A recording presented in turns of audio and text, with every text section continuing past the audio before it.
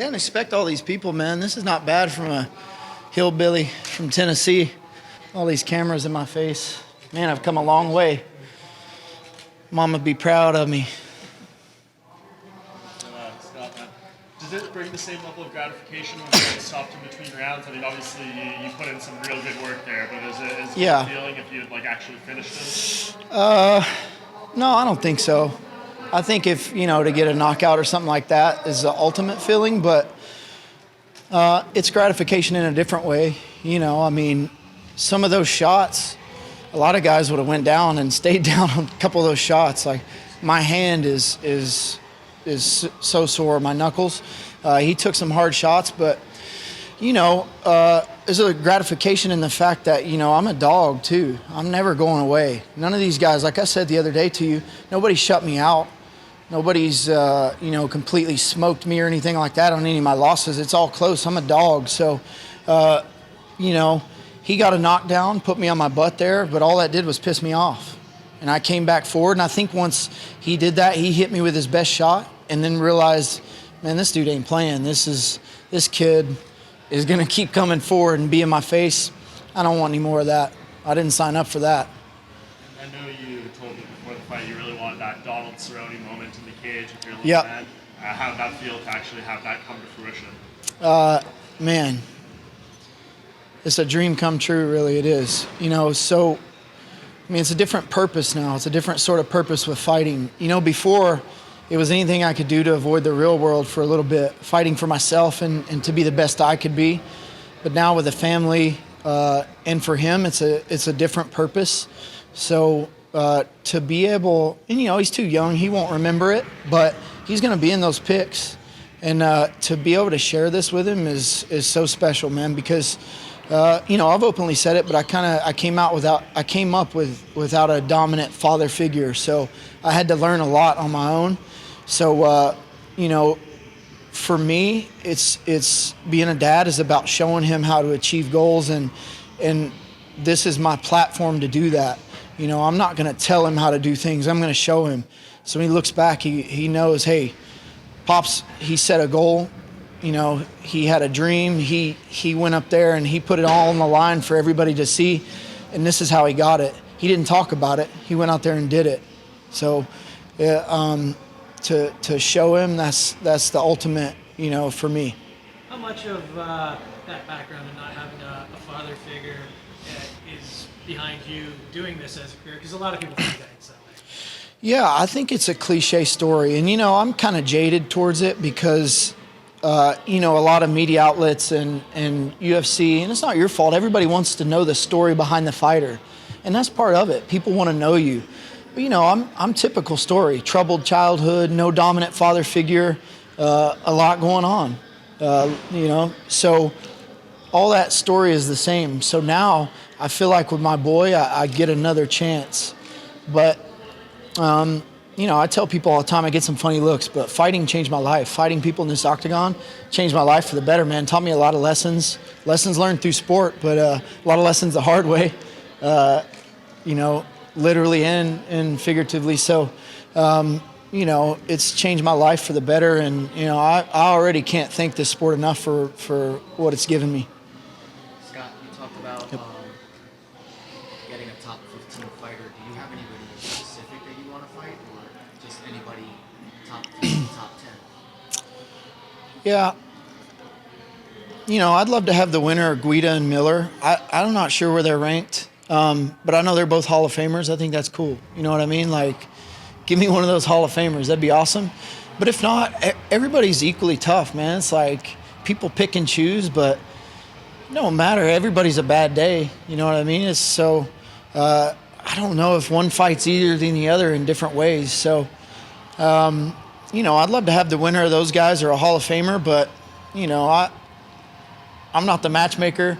I don't know if I've ever gotten to choose a fight, so, the old cliche, whoever they get. But, I belong up there with those guys. I'm a super athlete.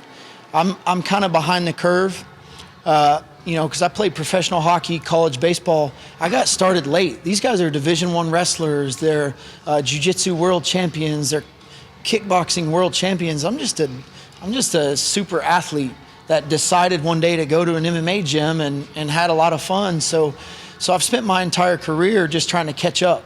You know what I mean? Trying to settle in the octagon. I got in the UFC when I was 7-0. That's nothing, man. I'm fighting my last fight before the UFC was in a rodeo barn. We warmed up in the petting zoo, man. That's no lie. It smelled like cow manure in the. So, I'm trying to catch up, but with this fight, I needed this fight with this matchup. When I saw it come across, obviously I didn't pick it. I'm not Sean Shelby. When I saw this matchup, I'm like, you know what? This dude throws down. This is an opportunity right here. So, and when you're coming off a loss, you don't get to pick. So, I need that bonus money, man. You guys, now you see the baby boy. We got a house. I need to put some bread on the table. I'm trying to set him up, so I need that money. Can we talk about the first round? Talk about his toughness. You Yep. had him on the ground early, Yep. and there was a couple submission attempts. Can you just talk about the ground for those few minutes in the first round?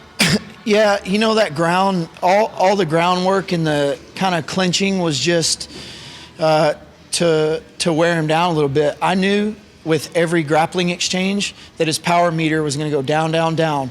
And some of the submission attempts, they were there. I squeezed for him, and they were good, but he was just, he's strong. He's a big guy too. Obviously, he missed weight. So the game plan was, hey man, let's lean on him a little bit. Let's grapple if the opportunity arises, and he's going to burn 2 times more energy than you. Like, he's not ready for that sort of fight. So, I squeezed on a few of them. They weren't quite there, but I knew that it was going to pay off for me near the end, and it did. It broke him. But they were there, man. But, it was just a penny in the bank for later in the fight. When your opponent missed weight, that told you something about it? Yeah, for sure. I think it always does. Because he tried hard. I had guys in the fitness gym at 6 a.m. working out, some of my training partners, and they said he was laying on the floor at 6 a.m. on the day of weigh-ins and not making it. And then he didn't even weigh in until 10:45. And that's me already rehydrating for 2 hours. At this level, you need a 1% advantage. Any sort of advantage you can get. If I got 2 more hours to rehydrate than a guy, and he's depleted his body that much to make the weight, I'm seeing it as an advantage. It's another penny in the bank for later. You already fought twice in 2019. Yep. Would you like to fight a third time? Yeah, for sure. I tried to get on that Greenville card. That was, a month and a half ago, 2 months. I'm trying to ride it. Like I said, I got a new house. I got a baby boy. This is a different sort of purpose. This is that dad life, man. This is a different sort of fight. You know what I mean? Like, I've been changing diapers, got shit on my hands, so we're trying to do a little bit better, man. We're like, I'm like, all right, if I'm gonna go through this, I need to set you up but yeah, I feel healthy, like I feel good. I don't have a lot of mileage on my body. I've had a couple hard fights, but I still feel great. You mentioned you missed it on the Greenville card. Do you have a card in mind moving forward? No, I got to see what's out there. I always love Vegas.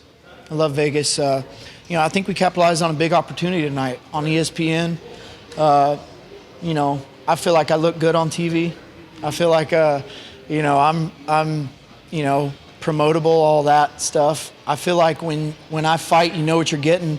Like, hey, this dude's going to go out and take some risks. He's going to throw some wild shit, and he's going to try to bury guys, so you can guarantee that there's going to be some excitement in my fights. So I think you don't always get that with every guy. So, I got a little bit of stock, and so, we'll see. Let's go back to that moment. You said, when you first entered a MMA gym, did you ever think, hey, I'm going to make it to the UFC when you first entered that gym? No, man. When I started, it's funny because my coach is right back here. When I first started, I started doing jiu-jitsu. I'm like, I'm never going to fight. I was doing the 9 to 5. I was doing a recruiting for electrical engineers. So I was sitting in this cubicle, staring at a computer, talking on the phone to these foreign PhD grad engineers, and it drove me crazy, man. So I took up jiu-jitsu as an outlet. I had a friend, Jarrett, at the time. So start doing jiu-jitsu. I'm like, I'm not going to fight. I'm just here as another outlet to try and combat the rat race. And a year later, I'm like, we'll try it. I won in 40 seconds, didn't get hit. We'll go till I lose. All of a sudden, I'm in the UFC, and I'm like, holy shit, these guys are good, man. This dude's a Division I wrestling champ. I'm just a kid from Tennessee, man, like out here hacking around. These dudes are the best in the world. So, I'm up here hanging with the top 0.001% in the UFC, and, I'm just here for a good time, not a long time. That's it. Yeah. Tends to have his hands to his side. Was that part of the game plan, that straight right that you wanted when you first that really got his Alongside? Yeah, he tends to have a little bit of an earmuff guard. Yeah. Is that part of the strategy where you're trying to go straight down the pipe with that right hand? Or is that just happenstance? I don't think so. We knew that right hand would be there because he carries his lead hand a little low. But I started noticing right off the bat. So the plan was early to feint him and try and draw out, see what he's going to do. How's he going to react? So he was reacting a little differently than we planned for. Instead of pulling back a lot, he was ducking forward. So that's when that uppercut came in. So I feinted him, zipped that uppercut through there and smoked him. Hit him hard, and that's when he kind of stumbled back. But I noticed he was doing that. So, I'm always going to land right hands. It don't matter. It doesn't matter if it's the boogeyman out there, man. The right hand's coming. I'm going to throw him until I drop. So you're getting hit with one if you fight me, I promise. With the nickname Hot Sauce, do you get inundated with people trying to give you hot sauce, trying to make you eat very spicy? Yeah. Does that become annoying as hell? It looks like it's something you love. Yeah. I got a lot of mileage on me in that sense. Where when I was early on, Yeah, you're going to clarify that. early on in my career, I did all the hot sauce challenges and all that, try these hottest wings, show up. But now it's like, man, I ain't doing that. I don't feel like having my stomach hurt for 2 days. Like I can still eat it all. But it's funny now, like when I'm out at a restaurant, people are like, not using any hot sauce? I'm like, hey man, this is dessert. What are you talking about? But, the nickname is true. I eat a lot of hot sauce. I eat it on everything. And like I've told you guys, I'm a simple guy. Like, at first, I didn't want a nickname, I'm not like a killer or axe murderer or a pit bull. I'm just a dude from Tennessee. So the hot sauce name is because I eat a lot of hot sauce, and I still do. I love it. No hot sauce sponsorship? We're working on it. I've done a spot for Cholula, but we'll see. Whoever's paying the most. But I may come out with my own hot sauce here soon. So we'll see.